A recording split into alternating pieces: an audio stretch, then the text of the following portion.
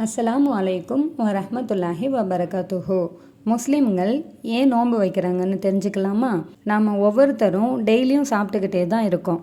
அதனால் உடம்பு அதை செரிக்கிறதுக்கான வேலையை பார்த்துக்கிட்டே தான் இருக்கும். அதே நம்ம சில மணி நேரம் சாப்பிடாம இருந்தால் நம்ம உடம்பு ஆல்ரெடி சேமித்து வச்சுருக்க சக்தியை பயன்படுத்த ஆரம்பிக்கும். ஃபஸ்ட்டு ஆல்ரெடி ஸ்டோர் பண்ணி வச்சுருக்க குளுக்கோஸை யூஸ் பண்ணும். நெக்ஸ்ட்டு ஃபேட்டை எனர்ஜியாக மாற்றும். இதனால் இன்சுலின் அளவு குறையும். பிளட் சுகர் சமநிலைக்கு வரும்.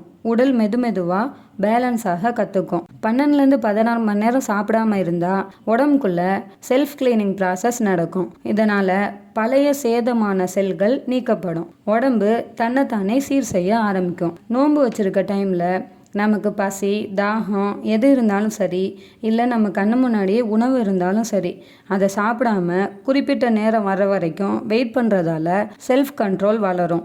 டிசிப்ளின் உருவாகும். பசியில் கஷ்டப்படுறவங்களோட நிலைமை புரியும்.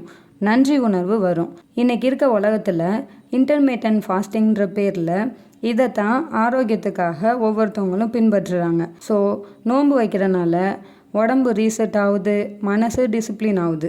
இவ்வளோ ஹெல்த் பெனிஃபிட் இருக்கிறதால தான் அல்லாஹ் இதை சாய்ஸாக கொடுக்காம இஸ்லாத்தோட கடமைகளில் ஒன்றா கொடுத்துருக்கான். அதனால் இனிமேலாவது நோன்பை கஷ்டப்பட்டு வைக்காமல் இஷ்டப்பட்டு வைக்க முயற்சி செய்வோம் இன்ஷா அல்லாஹ்.